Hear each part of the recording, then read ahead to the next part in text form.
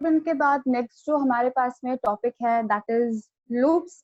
Control statements में ही हमारे पास में लूपिंग स्टेटमेंट या फिर रिपीटेशन स्टेटमेंट्स होते हैं। तो आज हम उसका पहला टाइप कवर कर रहे हैं। अब यहाँ अभी तक आपने जितनी भी लैंग्वेजेस कवर करी है उनमें यूजुअली आप लोगों ने 3 टाइप के लूप्स पढ़े हैं, that is while, for and do while. लेकिन स्पेसिफिकली अगर हम पाइथन की बात करते हैं तो यहाँ पे डू व्हाइल लूप सपोर्टेड नहीं है। हमारे पास में व्हाइल लूप होता है और फॉर लूप होता है और इनको यूज करके हम नेस्टेड लूप फॉर्म कर सकते हैं। तो आज हम पहला loop that is while loop cover कर रहे हैं। अब व्हाइल लूप में ज्यादा कुछ डिफरेंस नहीं है, अभी तक आपने जो इसका इम्प्लीमेंटेशन किया है एग्जैक्टली में ये बिल्कुल वैसा ही है। It is a pre tested loop. अगर हमारी कंडीशन ट्रू है तो ही लूप काम करेगा, जब तक हमारी कंडीशन ट्रू है तब तक ही हमारे लूप के सारे स्टेटमेंट्स एग्जीक्यूट होंगे। अब लास्ट क्लास में जब मैंने आप लोगों को ब्लॉक क्रिएट करना बताया था तब मैंने कहा था चाहे हम किसी भी तरीके का ब्लॉक क्रिएट करें, चाहे वो इफ है, लूप्स है या फिर फंक्शंस है या फिर क्लासेस हैं, हम हमेशा यहाँ पे टैब ही काम में लेते हैं, कर्ली ब्रेसेस काम में नहीं लेते। तो व्हाइल और फॉर के केस में भी हम वही इम्प्लीमेंट करेंगे। अब व्हाइल का जो बेसिक सिंटेक्स है, सबसे पहले हमें व्हाइल कीवर्ड मेंशन करना है, उसके बाद आती है हमारी कंडीशन। अब यहाँ पे कंडीशन अगर आप चाहो तो पैरेंथेसिस में स्पेसिफाई कर सकते हो और else you can skip it. Condition के बाद हमें यहाँ पे कोलन मेंशन करना है।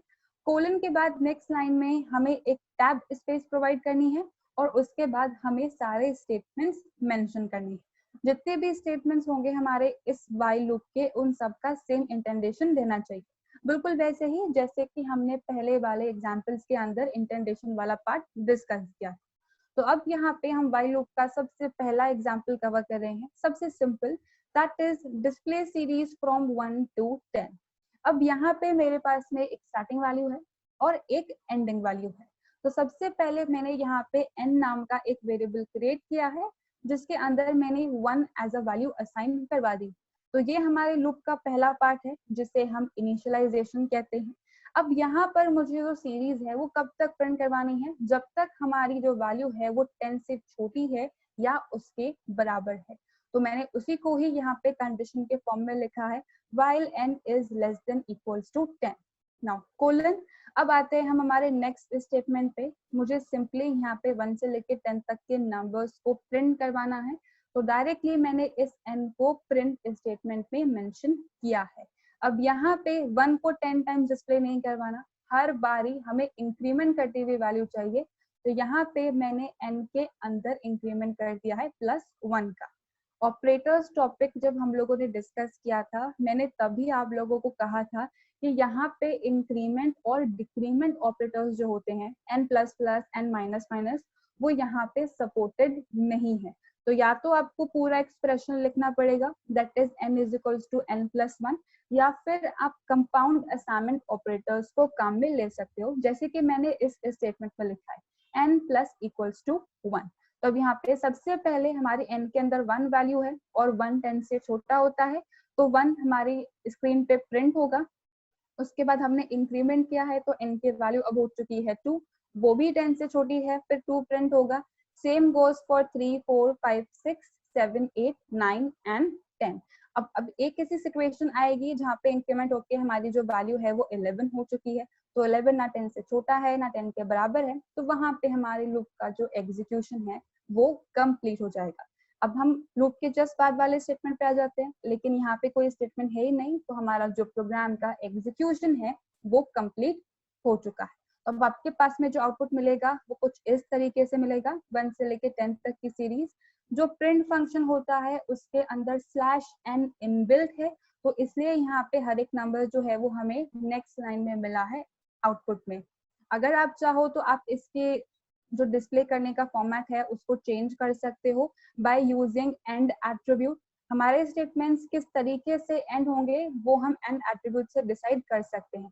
तो अगर आपको एक ही लाइन में आउटपुट चाहिए तो आप कॉमा करके and is equals to quotes के अंदर स्पेस प्रोवाइड कर सकते हैं। तो अब जितनी भी वैल्यूज हमारी प्रिंट होंगी वो एक ही लाइन में हमारे पास से प्रिंट हो जाएंगे, /n को अब वो अवॉइड करेगा। आई होप फर्स्ट प्रोग्राम में किसी को कुछ प्रॉब्लम नहीं होगी।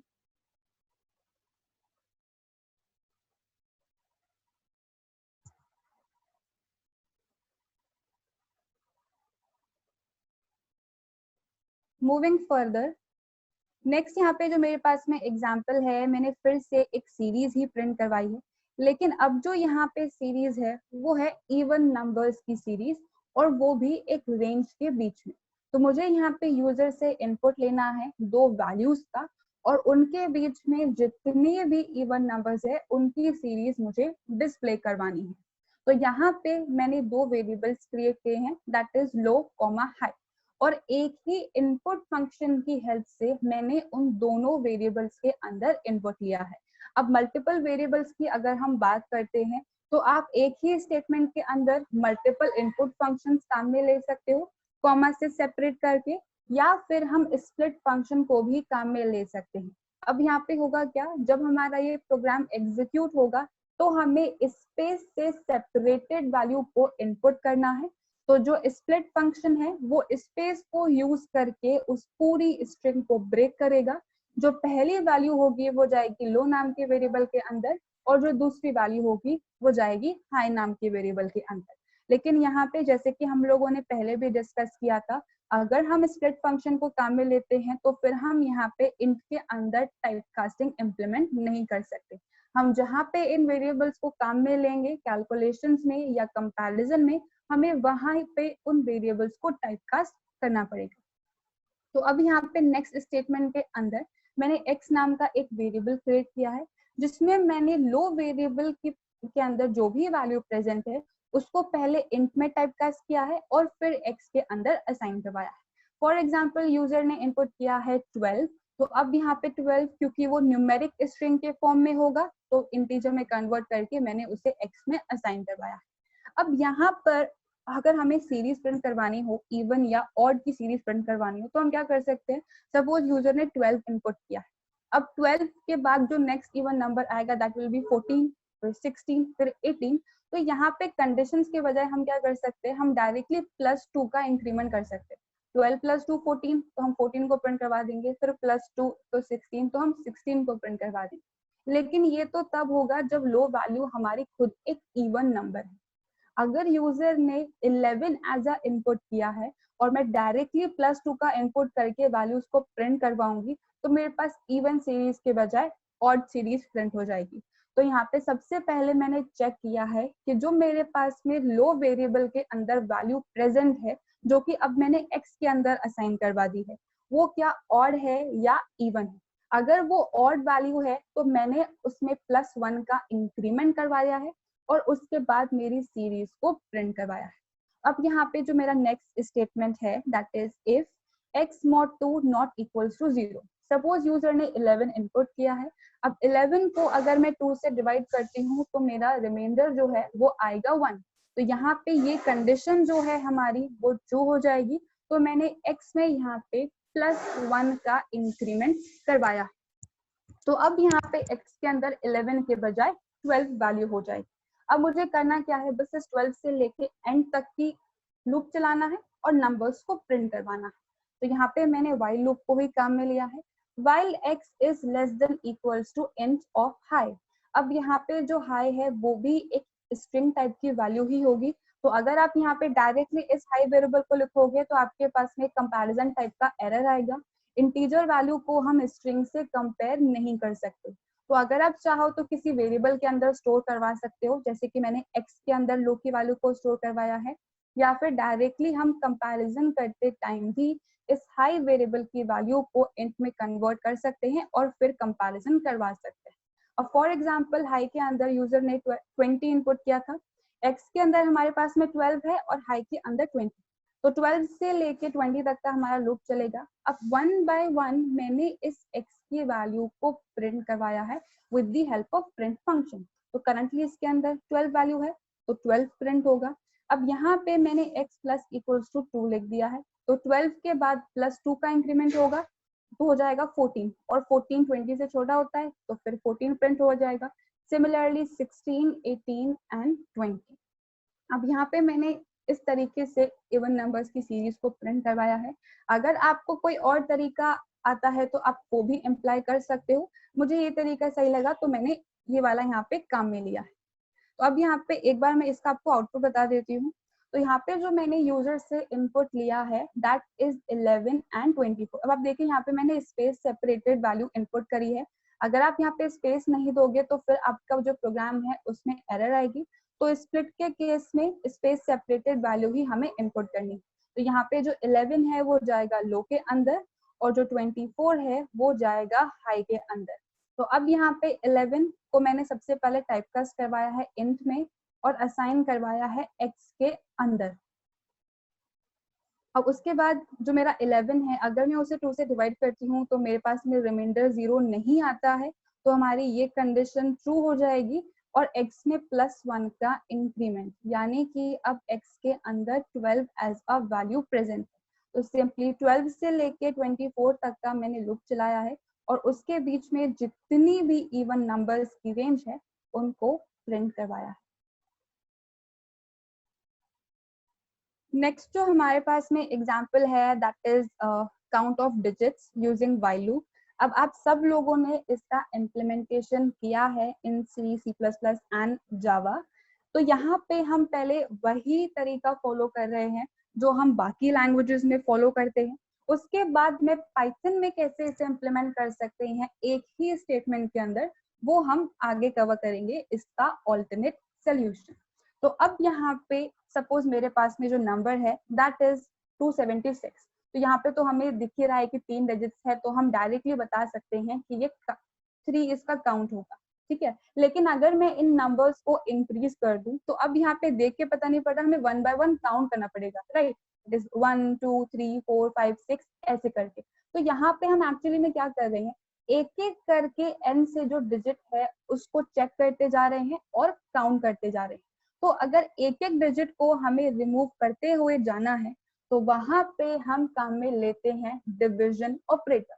अब डिवीजन ऑपरेटर एक्चुअली में करेगा क्या, जैसे कि मेरे पास में यहाँ पे नंबर है 276, ऑब्वियसली ये 0 से बड़ा है। अगर मैं इसे 10 से डिवाइड करूं तो डिवीजन ऑपरेटर हमेशा हमें क्वोशंट पार्ट रिटर्न करता है और रिमाइंडर को छोड़ देता है। मैं यहाँ पे मैथमेटिक्स के टर्म्स में बात नहीं कर रही हूँ, वहाँ पे 27.6 आंसर आएगा हमारे पास में। अगर हम यहाँ पे प्रोग्रामिंग की बात करते हैं और दोनों इंटीजर टाइप की वैल्यू है तो हमारा आउटपुट भी इंटीजर टाइप का ही आता है। तो अगर मैं 276 को 10 से डिवाइड करूंगी तो 27 टाइम्स हमारा जो ये नंबर है वो डिविजिबल होगा। जो रिमाइंडर है हम उसको काउंट कर ही नहीं कर रहे, उसको फेच कर ही नहीं रहे, तो हमारे पास में इस डिविजन का जो आउटपुट आएगा दैट विल बी 27। तो अब यहाँ पे मैंने इसी कंसेप्ट को फॉलो करके एक एक डिजिट जो है उसका काउंट किया। सबसे पहले मैंने यहाँ पे यूजर से इनपुट लिया है with the help of input function और उसे इंट में कन्वर्ट करवा के n नाम के वेरिएबल के अंदर असाइन करवाया। अब काउंट मुझे करना है तो उसके लिए मैंने काउंट नाम का एक वेरिएबल डिक्लेयर किया जिसे मैंने 0 से इनिशियलाइज करवा दिया। अब यहाँ पे हम तब तक काउंट करते हैं जब तक हमारा ओरिजिनल नंबर जो है वो 0 के बराबर नहीं हो जाए। तो वही मेरी कंडीशन है while n is greater than 0। अब यहाँ पे सबसे पहले मैंने काउंट में एक इंक्रीमेंट कर दिया है। जब भी हम इंक्रीमेंट वाला पार्ट अप्लाई करेंगे तो हमेशा कंपाउंड असाइनमेंट ऑपरेटर्स या फिर सिंपल एक्सप्रेशन ही हम मेंशन करेंगे।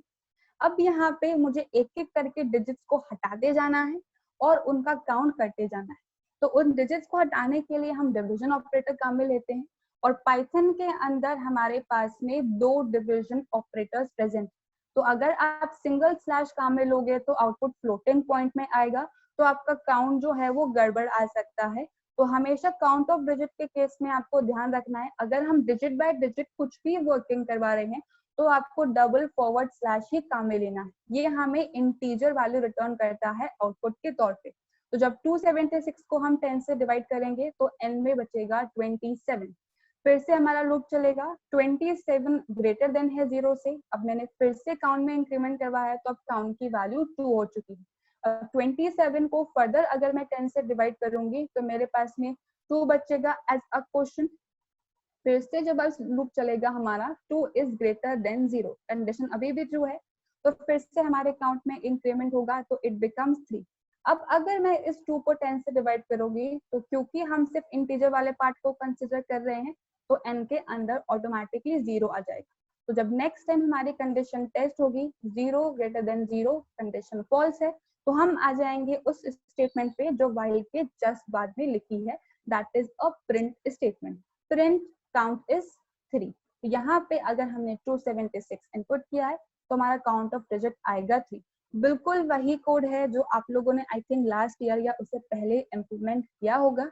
जब मैंने इस प्रोग्राम को एग्जीक्यूट किया था तो मैंने 1567 इनपुट के तौर पर प्रोवाइड किया है, तो यहाँ पे इसने मुझे काउंट रिटर्न किया है 4, यानी कि हमारा प्रोग्राम जो है वो सक्सेसफुली एग्जीक्यूट हुआ है और आउटपुट भी करेक्ट आया है। ये वो तरीका है जो आप लोगों ने अभी तक इम्प्लीमेंट किया है। आई होप इसी में किसी को कोई कंफ्यूजन नहीं होगा।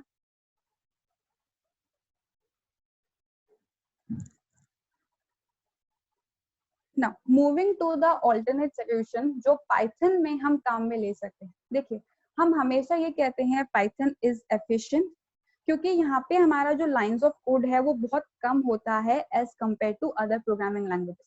तो यहाँ पे तो हमने बहुत छोटा सा लॉजिक अप्लाई किया है काउंट ऑफ डिजिट्स का। अब देखिए यहाँ पे जो हमारा पहले प्रोग्राम था, मैंने 6 लाइन्स में इस प्रोग्राम को कवर किया है, लेकिन पाइथन का जो सिंटेक्स है, जो इसके फंक्शंस है, उसको यूज करके हमने ऑलमोस्ट लाइंस ऑफ कोड को आधा कर दिया है। 3 ही लाइन में ये हमारा जो प्रोग्राम है वो ओवर हो गया। तो इसलिए जो पाइथन है वो काफी टर्म्स में एफिशिएंट है as compared to other languages. अब यहाँ पर एक्चुअली में मैंने इम्प्लीमेंट क्या किया है, सबसे पहले मैंने यूजर से इनपुट लिया है with the help of input function और इंटीजर में कन्वर्ट करके उसे n के अंदर असाइन करवा लिया है। अब यहाँ पे जो भी इनपुट है उसका काउंट मुझे करना है, और यहाँ पे मैं किसी भी तरीके के लूप को काम में नहीं ले रही हूँ, प्री डिफाइंड फंक्शन को काम में ले रही हूँ, दैट इज लेंथ। लेंथ एक ऐसा फंक्शन है जो किसी भी स्ट्रिंग की लेंथ को कैलकुलेट करने का काम करता है। फॉर एग्जाम्पल, अगर मैंने इनपुट किया है अजमेर, तो अजमेर के अंदर ऑन टोटल 5 कैरेक्टर्स हैं, तो ये लेंथ हमें रिटर्न करेगा 5। ठीक है। अब यहाँ पे लेकिन जो लेंथ फंक्शन है वो सिर्फ स्ट्रिंग की लेंथ को कैलकुलेट करेगा, और हम तो नंबर का काउंट ऑफ डिजिट करवा रहे हैं, तो नंबर से हम स्ट्रिंग पे कैसे आए? तो हमने टाइप कास्टिंग के जो फंक्शंस हैं वो इम्प्लीमेंट किए हैं, जहाँ पे हम किसी भी नंबर को स्ट्रिंग में कन्वर्ट कर सकते हैं with the help of str function. तो यूजर ने जो भी इनपुट किया है, फॉर एग्जाम्पल 1567 ही इनपुट किया है, सबसे पहले ये str फंक्शन की हेल्प से स्ट्रिंग में कन्वर्ट होगा, यानी कि एक न्यूमेरिक स्ट्रिंग बनेगा। ठीक है। अब स्ट्रिंग है तो उसकी लेंथ तो हम कैलकुलेट कर ही सकते हैं, तो ऑटोमेटिकली जो ये लेंथ है ये हमें रिटर्न करेगा 4, जो कि एक इंटीजर टाइप की वैल्यू है, और उससे मैंने असाइन करवाया है cnt नाम के वेरिएबल के अंदर, और फिर प्रिंट स्टेटमेंट की हेल्प से मैंने सिंपली उस काउंट को प्रिंट करवाया, that is count is cnt। तो यहाँ पे जब मैंने ये वाला पार्ट एग्जीक्यूट किया था, तो उस केस में भी देखिए मैंने सेम इनपुट दिया है, दैट इज 1567, और आउटपुट हमारे पास में करेक्ट आया है। तो पाइथन में आप कुछ इस तरीके का इम्प्लीमेंटेशन कर सकते हो। किसी को फंक्शंस याद नहीं है तो वो लॉजिक के थ्रू भी इम्प्लीमेंट कर सकता है, इट्स अप टू यू। तो नेक्स्ट प्रोग्राम में, दैट इज आर्मस्ट्रॉन्ग नंबर, सबसे पहले हमारा वो तरीका है जो हम C++ या जावा के अंदर इम्प्लीमेंट करते हैं। Moving back to our program, अब यहाँ पे जो आर्मस्ट्रॉन्ग नंबर होता है, क्या होता है हमारे पास में आर्मस्ट्रॉन्ग नंबर्स? ऐसे नंबर्स जिनकी हर एक डिजिट का रेस टू द पावर क्या, काउंट ऑफ डिजिट्स हमारे टोटल सम के इक्वल हो। यानी कि फॉर एग्जांपल अगर मैंने 153 एज अ इनपुट लिया है, तो 153 का टोटल काउंट ऑफ डिजिट आएगा 3। तो हर एक डिजिट की रेस टू द पावर 3 का अगर सम हमारे पास में ओरिजिनल नंबर के बराबर आता है, तो वो कहलाते हैं हमारे Armstrong numbers. Same goes for 1634। अब ये 4 डिजिट नंबर है, तो हर एक नंबर की रेस टू द पावर 4 का अगर हम सम करेंगे और वो ओरिजिनल नंबर की इक्वल आएगा, तो वो बन जाता है हमारा आर्मस्ट्रॉन्ग नंबर। तो पहले मैंने यहाँ पे वही लॉजिक अप्लाई किया है जो हम लोग अभी तक इम्प्लीमेंट करते आए हैं। सबसे पहले मैंने यहाँ पे नम नाम के वेरिएबल के अंदर इनपुट लिया है और उससे इंट के अंदर कन्वर्ट करवा के ही वेरिएबल में असाइन करवाया है। अब यहाँ पे हम काउंट ऑफ डिजिट कैलकुलेट करेंगे, हम लोग पावर कैलकुलेट करेंगे, तो हो सकता है जो मेरी नम की वैल्यू है वो लॉस हो जाए, तो मैंने इसलिए नम की वैल्यू को टेम्प नाम के वेरिएबल के अंदर असाइन करवा लिया। अब यहाँ पे सबसे पहला जो हमारा काम होता है वो काउंट ऑफ डिजिट को कैलकुलेट करना होता है। यहाँ पे मैं फंक्शंस को काम में नहीं ले रही हूँ, मैं यहाँ पे वही पुराना वाला लॉजिक अप्लाई कर रही हूँ जहाँ पे हम लूप चला के काउंट को कैलकुलेट करते हैं। तो सबसे पहले मैंने यहाँ पे काउंट वेरिएबल एक डिक्लेयर किया है जिसे मैंने 0 से इनिशियलाइज करवा दिया है। अब यहाँ पे जब तक इस टेम्प की वैल्यू ग्रेटर देन 0 है, 1 बाय 1 टेम्प को मैंने 10 से डिवाइड किया है, यानी कि हर एक डिजिट को रिमूव करवाया है और काउंट में +1 का इंक्रीमेंट करवाया। तो सबसे पहले हमारा जो नंबर है दैट इज 153, अब वो ग्रेटर देन 0 है, 10 से डिवाइड करेंगे तो आएगा हमारे पास में 15।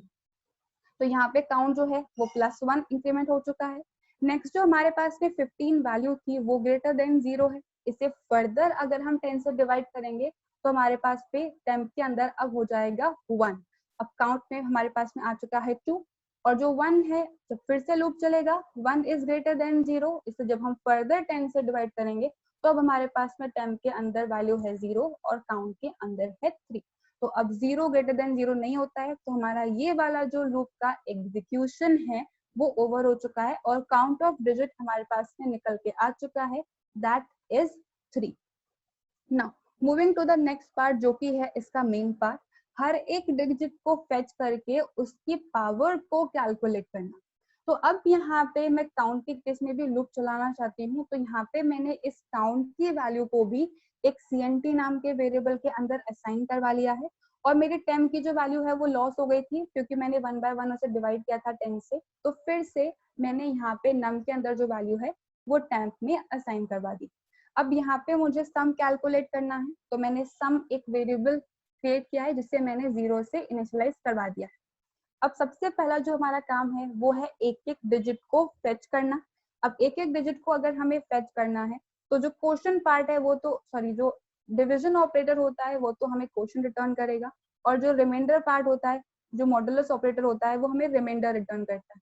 तो यहाँ पे हम हर एक स्पेसिफिक डिजिट को फेच करने के लिए मॉडुलस ऑपरेटर को काम में लेते हैं, जैसे कि आपने अभी तक इम्प्लीमेंट किया है। तो वही मेरा लूप है, while temp is greater than 0। अब यहाँ पे मैंने rem नाम का एक वेरिएबल क्रिएट किया है, दैट इज रिमाइंडर। अब यहाँ पे अगर मैं temp को 10 से डिवाइड करती हूँ, दैट इज 153 को अगर मैं 10 से डिवाइड करती हूँ तो मेरे पास क्वोशंट आएगा 15, लेकिन रिमाइंडर मेरे पास में आएगा 3। तो यहाँ पे temp के अंदर तो मेरे पास में 15 वैल्यू आएगी, लेकिन rem के अंदर मेरे पास में आएगा 3। तो यहाँ पे जो फर्स्ट डिजिट है मेरी, हम लोग राइट टू लेफ्ट ही फेच करते हैं 1 बाय 1 डिजिट को, तो यहाँ पे लास्ट डिजिट जो 3 थी मेरी वो rem नाम के वेरिएबल के अंदर। अब मुझे इसकी पावर कैलकुलेट करनी है, तो यहाँ पे सबसे पहले मैंने पावर नाम का एक वेरिएबल क्रिएट किया है जिससे मैंने 1 से इनिशियलाइज करवा दिया है। अब 0 से इसलिए नहीं करवाया क्योंकि मल्टीप्लाई बाय 0 हमें हमेशा आउटपुट 0 ही रिटर्न करेगा। तो अब यहाँ पे मुझे कितनी रेस से पावर निकालनी है, जितना मेरा काउंट ऑफ डिजिट है। तो अब मैंने इस काउंट के लिए भी फर्दर एक लूप एग्जीक्यूट किया है, that is while count is greater than 0। Currently count के अंदर 3 एज अ वैल्यू प्रेजेंट है, तो अब यहाँ पे सिंपली पावर कैलकुलेट करने के लिए मुझे 1 बाय 1 मल्टीप्लाई ही तो करना है। तो power multiply equals to remainder. Power के अंदर करंटली 1 वैल्यू स्टोर है और रिमाइंडर के अंदर है 3, तो 1 मल्टीप्लाइड बाय 3 बिकम्स 3। पावर के अंदर अभी करंट वैल्यू है 3। फिर काउंट को मैंने डिक्रीमेंट किया है माइनस इक्वल्स टू 1, तो इसके अंदर अब वैल्यू आ चुकी है 2 एंड 2 इज ग्रेटर देन 0। तो फिर से हमारा लूप एग्जीक्यूट होगा। अब पावर के अंदर लास्ट जो वैल्यू थी दैट वाज 3, तो अब अगर 3 को मैं फिर से 3 से मल्टीप्लाई करूंगी तो इट बिकम्स 9। ठीक है, अब फिर से मैंने काउंट को डिक्रीमेंट किया है तो इट बिकम्स 1, और 1 ग्रेटर देन होता है 0 से, तो फिर से हमारा लूप चलेगा। Power multiply by 3, last value थी 9, तो 9 मल्टीप्लाई बाय 3 बिकम्स 27। और अब इस काउंट को जब मैं डिक्रीमेंट करूंगी तो फाइनली मेरे पास में 0 आएगा, और 0 कभी भी 0 से ग्रेटर देन नहीं होता है, तो हमारा ये वाला लूप का जो एग्जीक्यूशन है वो अब ओवर हो चुका है। तो बेसिकली मैंने लास्ट डिजिट की पावर को कैलकुलेट कर लिया है। अब मुझे यहाँ पे उनका सम कैलकुलेट करवाना था, तो यहाँ पे सम नाम का जो वेरिएबल था जिसमें मैंने 0 असाइन कर रखा है, that is plus equals to power. तो 0 प्लस 27, सम के अंदर अब 27 स्टोर्ड है। और यहाँ पे क्योंकि मेरे काउंट की जो वैल्यू है वो लॉस हो गई है डिक्रीमेंट करते करते, तो CNT की हेल्प से मैंने काउंट के अंदर वापस रीअसाइन करवा ली। अब यहाँ पे फिर से हमारा लूप चलेगा, इनर लूप हमारा ओवर हो चुका है, आउटर लूप हमारा फिर से चलेगा, जहां पे टेम्प की लास्ट वैल्यू है 15। अब 15 जो है वो ग्रेटर देन 0 है, कंडीशन हमारी ट्रू है। अब यहाँ पे फिर से मैंने रिमाइंडर को फेच किया है। टेम्प को अगर मैं 10 से डिवाइड करूंगी, 15 को अगर मैं 10 से डिवाइड करूंगी, तो यहाँ पे रिमाइंडर हमें मिलेगा 5 और टेम्प के अंदर अब बचेगा 1। अब यहाँ पे पावर फिर से 1 से इनिशियलाइज है, क्योंकि अगर यहाँ पे लास्ट वैल्यू को हम काम में लेते तो 27 मल्टीप्लाई बाय 5 हो जाता, तो हमारा जो आउटपुट है वो गलत हो जाता। हर डिजिट की इंडिविजुअल पावर कैलकुलेट करनी है, इसलिए मैंने यहाँ पे पावर को 1 से इनिशियलाइज करवा रखा है। नाउ काउंट, मैंने यहाँ पे 3 असाइन करवा दिया था काउंट, तो अब 3 ग्रेटर देन 0 है, कंडीशन ट्रू है। पावर के अंदर 1 है और रिमाइंडर के अंदर है 5, तो 1 मल्टीप्लाई बाय 5 बिकम्स 5। काउंट के अंदर डिक्रीमेंट होगा, वो बचेगा 2, 2 ग्रेटर देन 0 है। अब फिर से पावर कैलकुलेट होगी, 5 मल्टीप्लाई बाय 5 बिकम्स 25। फिर काउंट का डिक्रीमेंट होगा, तो अब हमारे पास बचा है 1, 1 भी ग्रेटर देन 0 होता है, तो फिर से हमारी कंडीशन ट्रू होगी और मल्टीप्लीकेशन होगा। लास्ट वैल्यू थी पावर के अंदर 25, तो 25 मल्टीप्लाई बाय 5 बिकम्स 125। अब जब हम काउंट को फिर से डिक्रीमेंट करेंगे तो इट बिकम्स 0 और 0 ग्रेटर देन 0 नहीं होता है। इनर लूप का एग्जीक्यूशन हमारा ओवर हो चुका है। अब फिर से हम आ चुके हैं इस स्टेटमेंट पे, सम प्लस इक्वल्स टू पावर। तो पहले जो सम था उसके अंदर 27 था, 27 में 125 को ऐड करेंगे तो वो बन जाएगा 152। अब यहाँ पे मेरे पास एक और डिजिट बाकी है, दैट इज 1, तो मैंने उसके लिए भी फिर से काउंट की वैल्यू को यहाँ पे रीअसाइन करवाया है। फिर से हमारा वही एग्जीक्यूशन चलेगा, जो 1 है वो रिमाइंडर के अंदर आएगा, टेम्प के अंदर अब 0 हो जाएगा और फिर से 1 की पावर कैलकुलेट होगी। अब 1 को मैं कितनी बार भी 1 से मल्टीप्लाई करूं, मेरे पास में आउटपुट 1 ही आता है, तो एंड में हमारे पास में जो पावर कैलकुलेट होके आएगी दैट विल बी 1। तो last value 152 plus 1 that is 150। अब जो सम हमने कैलकुलेट किया है, अगर वो हमारे ओरिजिनल नंबर के इक्वल है तो वो आर्मस्ट्रांग है, वरना नहीं। तो यहाँ पे सिंपली मैंने इफ स्टेटमेंट लिखा है, if num equals to sum, original number अगर हमारे सम के बराबर है तो मैंने एक मैसेज प्रिंट करवाया है that it is Armstrong number, और एल्स मैंने मैसेज प्रिंट करवाया है नॉट एन आर्मस्ट्रांग नंबर। तो यहाँ पे मैंने 3 बार इस प्रोग्राम को एग्जीक्यूट किया था, 3 अलग इनपुट देके। सबसे पहली जो वैल्यू है दैट इज 153। अब यहाँ पे 153 का एग्जीक्यूशन हम लोगों ने देखा है, सम हमारे पास में 153 ही आया था, it is an Armstrong number. Similarly अगर हम 6 की बात करते हैं तो यहाँ पे 6 का जो काउंट ऑफ डिजिट आएगा दैट विल बी 1, ठीक है। तो अब यहाँ पे जब हम 6 को फेच करके उसकी पावर कैलकुलेट करेंगे तो 6 रेज टू द पावर 1 तो 6 ही होता है। तो यहाँ पे हमारा सम और ओरिजिनल नंबर बराबर होगा, तो 1 से लेके 9 तक के सारे नंबर्स भी हमारे पास में आर्मस्ट्रांग नंबर्स ही होते हैं। उसके बाद मैंने एक और इनपुट दिया है दैट इज 234। अब यहाँ पे जब मैंने इसकी पावर कैलकुलेट करके सम होगा तो वो ओरिजिनल नंबर के बराबर नहीं है, तो यहाँ पे हमारे पास में मैसेज आया है नॉट एन आर्मस्ट्रांग नंबर। ये वो तरीका है जो हम लोगों ने पहले लैंग्वेजेस में अप्लाई किया है। इसका जो शॉर्ट तरीका है वो हम नेक्स्ट क्लास में कवर करेंगे, लेकिन इसके बेसिक लॉजिक में किसी को प्रॉब्लम है कि कैसे काम करता है ये, तो आप लोग पहले वो पूछ लो, उसका ऑल्टरनेट सोल्यूशन हम नेक्स्ट क्लास में डिस्कस करेंगे। किसी को इस वाले पार्ट में कुछ भी प्रॉब्लम है